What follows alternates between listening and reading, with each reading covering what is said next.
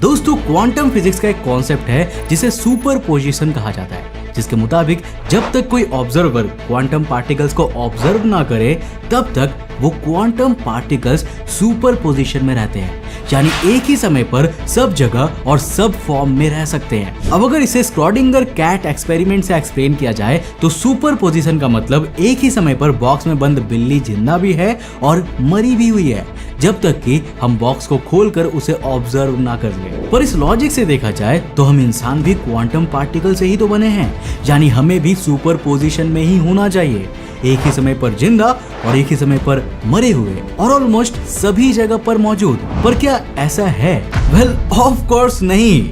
आप और मैं, हम दोनों एग्जिस्ट करते हैं और हमारे पास मौजूद ये यूनिवर्स भी रियल है। तो क्या इसका मतलब ये नहीं है कि कोई तो है जो लगातार हम पर नजर बनाए हुए, जिसके ऑब्जर्वेशन से अंतरिक्ष के क्वांटम पार्टिकल सुपरपोजिशन को छोड़कर एक सिंगल रियलिटी फॉर्म करते हैं जिसमें हम भी एग्जिस्ट कर रहे हैं?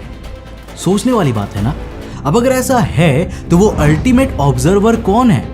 इसी को एक्सप्लेन करते हुए 3 जनवरी 2023 में क्वांटम सुपरपोजिशन पर बेस्ड एक रिसर्च पेपर पब्लिश किया गया, जिसके मुताबिक अंतरिक्ष में मौजूद ब्लैक होल ही वो अल्टीमेट ऑब्जर्वर है जो इसमें मौजूद हम इंसानों की इस रियलिटी को अपने ऑब्जर्वेशन से रियल बनाते हैं। मतलब सिंपल भाषा में कहूँ तो ये रिसर्च ये कह रही है कि आप और मैं इसीलिए एग्जिस्ट करते हैं क्योंकि ब्रह्मांड में ब्लैक होल मौजूद है। पर आखिर ये पॉसिबल कैसे है? तो हेलो गाइस, मैं हूं कौशिक और चलिए जानते हैं आज के इस एपिसोड में। साल 1970 प्रिंसटन यूनिवर्सिटी में एक सेमिनार के दौरान फिजिसिस्ट जॉन व्हीलर से जब यूनिवर्स की रियलिटी के बारे में पूछा गया तब उन्होंने वहीं पर बोर्ड पर चॉक से कैपिटल यू ड्रॉ कर दिया, जिसके लेफ्ट टॉप के ऊपर उन्होंने बिग बैंग को रिप्रेजेंट किया, यानी कि यूनिवर्स के क्रिएशन को, जहां पर सब कुछ अनसर्टेन था और सभी क्वांटम पॉसिबिलिटी सेम टाइम पर एग्जिस्ट कर रही थी। इसके अलावा व्हीलर ने यू के राइट साइड टॉप पर एक आंख को दिखाया। अब ये पूरी ड्राइंग ये दिखा रही थी कि जहां लेफ्ट साइड से यूनिवर्स फॉर्म हो रहा है वहीं राइट साइड से इसे देखने के लिए एक ऑब्जर्वर मौजूद है जो अपनी ऑब्जर्वेशन से यूनिवर्स के फॉर्मेशन के दौरान चल रही सभी अनसर्टेनिटी को, सुपरपोजिशन को खत्म करके उसे एक सिंगल रियलिटी में कोलैप्स कर देता है। और इस तरह से ऑब्जर्वर के कारण क्वांटम स्टेट्स का कोई एक सिंगल रियलिटी में कोलैप्स होना डीकोहेरेंस कहलाता है। अब चलिए इसको एक्सप्लेन करने के लिए हम एक और बार श्रोडिंगर का वही बिल्ली का एक्सपेरिमेंट देखते हैं, जहां पर एक ही समय पर बिल्ली जिंदा भी है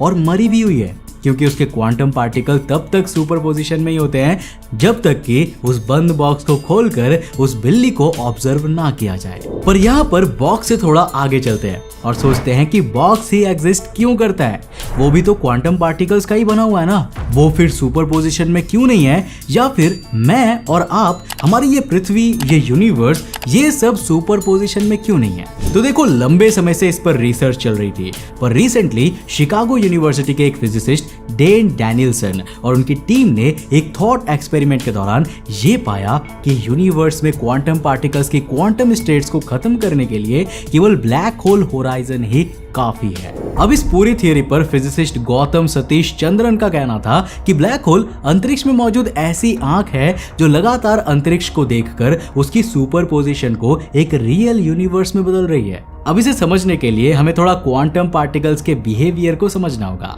इसके लिए हम डबल स्लिट एक्सपेरिमेंट को वापस से देखेंगे। तो जब डबल स्लिट्स की ओर कोई फोटोन को फायर किया जाता है ना, तो वो अपने वेव नेचर के कारण काफी आसानी से इन दोनों स्लिट से बाहर निकलने के बाद सामने रखी स्क्रीन पर वेव पैटर्न को शो करती है। पर जब इस एक्सपेरिमेंट में डिटेक्टर यानी कि ऑब्जर्वर को ऐड किया जाता है ना, तो फोटोन की सुपरपोजिशन कोलैप्स हो जाती है और जिससे डीकोहेरेंस के कारण हमें फोटोन का केवल पार्टिकल नेचर ही देखने को मिलता है, यानी कि इस बार स्क्रीन पर केवल 2 लाइंस ही देखने को मिलते हैं। अब देखो, यहाँ पर एक समझने वाली बात यह है कि हमें फोटोन की क्वांटम स्टेट्स को कोलैप्स करने के लिए ऑब्जर्वर को एक्सपेरिमेंट के पास रखने की जरूरत नहीं है, क्योंकि साल 2021 के एक रिसर्च में सतीश चंद्रन और डैनियलसन की टीम ने यह पाया कि सुपरपोजिशन खत्म करने के लिए ऑब्जर्वर चाहे तो इस पूरे एक्सपेरिमेंट को किसी और गैलेक्सी से भी देख रहा हो, तब भी उसकी ऑब्जर्वेशन का इफेक्ट इस एक्सपेरिमेंट पर देखने को मिल सकता है। अब चलिए इसे थोड़ा अच्छे से समझने के लिए इमेजिन करिए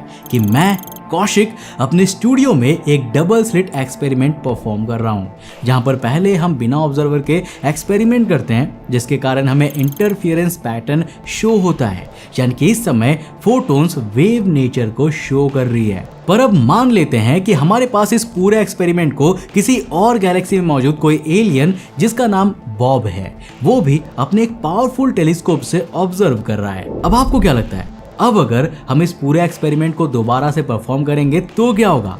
क्या एलियन बॉब की ऑब्जर्वेशन हमारे एक्सपेरिमेंट में क्वांटम सुपरपोजिशन को कोलैप्स करेंगी? वैसे देखो, प्रैक्टिकल होकर देखा जाए तो क्योंकि एलियन बॉब पृथ्वी पर मौजूद हमारे स्टूडियो से कई हजार या फिर शायद लाखों लाइट ईयर्स दूर है, यानी कि वो हमारे पास्ट को देख रहा है, इस हिसाब से मैं ये एक्सपेरिमेंट उसके लिए पहले ही कर चुका हूँ। अब लॉजिक तो यही कहता है कि ऐसे में एलियन बॉब चाहे एक्सपेरिमेंट को देखे या फिर ना देखे, कॉज़ैलिटी के मुताबिक तो मेरे एक्सपेरिमेंट पर कोई भी फर्क नहीं पड़ना चाहिए।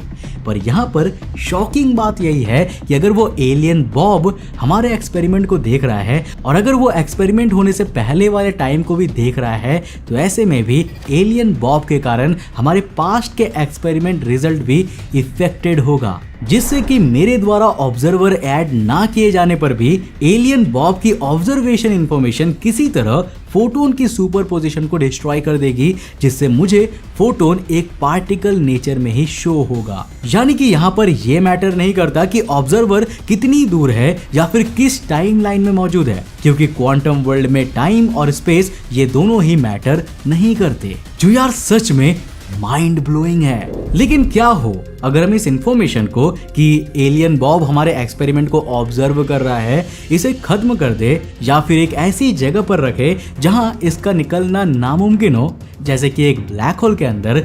तो अब हम अपने एक्सपेरिमेंट को थोड़ा एक्सटेंड करते हैं और मान लेते हैं कि एलियन बॉब एक ब्लैक होल के इवेंट होराइजन के अंदर मौजूद रहकर हमारे एक्सपेरिमेंट को ऑब्जर्व कर रहा है। एंड एज वी नो कि ब्लैक होल का इवेंट होराइजन एक वन वे टिकट होता है, जहां पृथ्वी से हमारे एक्सपेरिमेंट की इंफॉर्मेशन लाइट की फॉर्म में पहुंच तो सकती है, लेकिन एलियन बॉब के इस एक्सपेरिमेंट को ऑब्जर्व करने की इंफॉर्मेशन ब्लैक होल के इवेंट होराइजन से बाहर नहीं आ पाएगी, राइट? वैसे देखो, यहाँ पर यह मत पूछना कि एलियन बॉब ब्लैक होल के अंदर कैसे पहुंचा, यहाँ पर हम बस इमेजिनरी एक्सपेरिमेंट कर रहे हैं। तो देखो, अब इस सेटअप को देखकर ये लग रहा होगा ना कि चूंकि एलियन बॉब की ऑब्जर्व करने की इंफॉर्मेशन अब ब्लैक होल के अंदर कैद है, तो ऐसे में हमारे एक्सपेरिमेंट पर अब कोई भी इफेक्ट नहीं पड़ना चाहिए।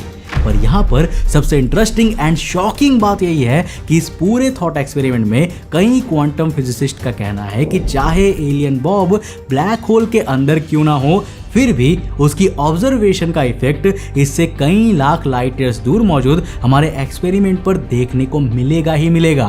और अभी भी उसके उस ऑब्जर्वेशन के कारण फोटोन पार्टिकल सुपरपोजिशन को कोलैप्स करके सिंगल रियलिटी करते हुए हमें पार्टिकल स्टेट में ही दिखेंगे। पर देखा जाए तो ये एक पैराडॉक्स है। जब सर एल्बर्ट आइंस्टाइन की थियरी ऑफ रिलेटिविटी कहती है कि ब्लैक होल के अंदर से कोई भी इंफॉर्मेशन बाहर जा ही नहीं सकती, तो आखिर अब भी एलियन बॉब की ऑब्जर्वेशन हमारे एक्सपेरिमेंट को कैसे प्रभावित कर सकती है? तो देखो, इसका जवाब हमें साल 2016 में पब्लिक किए गए एक पेपर में मिलता है। सर स्टीफन हॉकिंग और मैल्कॉम पेरी ने लिखा था, जिसके मुताबिक जब भी कोई quantum particle black hole event horizon को क्रॉस करने वाला होता है, उससे पहले ही ब्लैक होल की इवेंट होराइजन के आसपास मौजूद लो एनर्जी रेडिएशन उस पार्टिकल में मौजूद इंफॉर्मेशन को रिकॉर्ड कर लेता है। अब देखो, ब्लैक होल के अंदर कोलैप्स होने वाले पार्टिकल्स की इंफॉर्मेशन को रिकॉर्ड करने वाले इन लो एनर्जी रेडिएशन को वैज्ञानिकों द्वारा ब्लैक होल सॉफ्ट हेयर कहा गया है। यानी कि ब्लैक होल में इंफॉर्मेशन डिस्ट्रॉय नहीं होती, जो कि इंफॉर्मेशन पैराडॉक्स का भी एक सोल्यूशन निकल कर आता है। अब देखो, क्योंकि यहाँ पर ब्लैक होल के ये रेडिएशन सॉफ्ट हेयर एक ऑब्जर्वर की तरह क्वांटम पार्टिकल्स की क्वांटम स्टेट को रिकॉर्ड कर रहे हैं, ऐसे में इन क्वांटम पार्टिकल्स के लिए ये किसी ऑब्जर्वर की तरह एक्ट करते हैं, जिससे जब ये इंफॉर्मेशन क्वांटम पार्टिकल तक पहुंचती है तो वो भी अपनी सुपरपोजिशन को कोलैप्स करके सिंगल रियलिटी क्रिएट कर देती है। मतलब समझा? नहीं समझ आया? चलो शॉर्ट में बताता हूँ। इस पूरी रिसर्च का रिजल्ट यही है कि हमारी पूरी रियलिटी को यूनिवर्स में मौजूद इन जॉइंट ब्लैक होल ने क्रिएट किया है, जिनके कारण हमारे सभी क्वांटम पार्टिकल्स सुपरपोजिशन से एक सिंगल रियलिटी बना रहे हैं, और जिसके अंदर हम मौजूद है, वो बॉक्स मौजूद है और उसके अंदर वो बिल्ली भी मौजूद है। वैसे यहाँ पर ध्यान देने की बात यह है कि इवेंट होराइजन केवल ब्लैक होल के पास ही मौजूद नहीं होते, बल्कि जिस तरह यूनिवर्स लाइट स्पीड से फैल रहा है इसके कारण हमारे चारों ओर कई और भी होराइजन बन चुके हैं। और ऐसा ही एक होराइजन 90 बिलियन लाइट ईयर्स में फैला हमारा ऑब्जर्वेबल यूनिवर्स भी है, जो अभी तक यूनिवर्स में हमारी एक एब्सोल्यूट लिमिट है। इससे आगे हम ना अब तक देख पाए हैं और ना ही शायद कभी देख पाएंगे। और वैज्ञानिकों की माने तो ये होराइजन भी इस यूनिवर्स के लिए किसी ऑब्जर्वर की तरह एक्ट करता है। अब देखो दोस्तों, इस तरह से देखा जाए तो ऑब्जर्वेबल यूनिवर्स की बाउंड्री भी अपने अंदर मौजूद हर एक क्वांटम पार्टिकल की सुपरपोजिशन को कोलैप्स करके एक रियलिटी क्रिएट करती है। इसके अलावा कई क्वांटम फिजिसिस्ट ये भी मानते हैं कि यूनिवर्स में ग्रेविटी भी क्वांटम पार्टिकल की सुपरपोजिशन को डिस्ट्रॉय करने में अहम रोल निभाती है। तो अब अगर मैं इस पूरी रिसर्च के रिजल्ट को कंबाइन करूं, अगर यूनिवर्स एक्सपेंड ना कर रहा होता तो उसके अंदर ब्लैक होल ना मौजूद होते तो शायद सभी पार्टिकल सुपरपोजिशन में होते, यानी कि एक ही समय पर everything everywhere all at once. और ये कोई मूवी का टाइटल नहीं होता, बल्कि ये लाइन सुपरपोजिशन को एक्सप्लेन करती है। अब चाहे जो भी हो, ये बस एक थॉट एक्सपेरिमेंट है जिसे प्रूव करने के लिए हमें इसे एक्चुअल में परफॉर्म करना होगा। और देखो, मुझे नहीं लगता कि हम ये जल्दी ही परफॉर्म करेंगे, क्योंकि इसके लिए हमें एक एक्सपेरिमेंट को इवेंट होराइजन के अंदर जाकर परफॉर्म करना होगा, जो कि अभी के टेक्नोलॉजी के साथ मुझे पॉसिबल नहीं लगता। वैसे अंत में मैं यही कहूंगा कि हम इसीलिए एग्जिस्ट नहीं करते क्योंकि लॉजिक यही कहता है, बल्कि हम इसलिए एग्जिस्ट करते हैं क्योंकि हमें कोई ऊपर से लगातार ऑब्जर्व कर रहा है।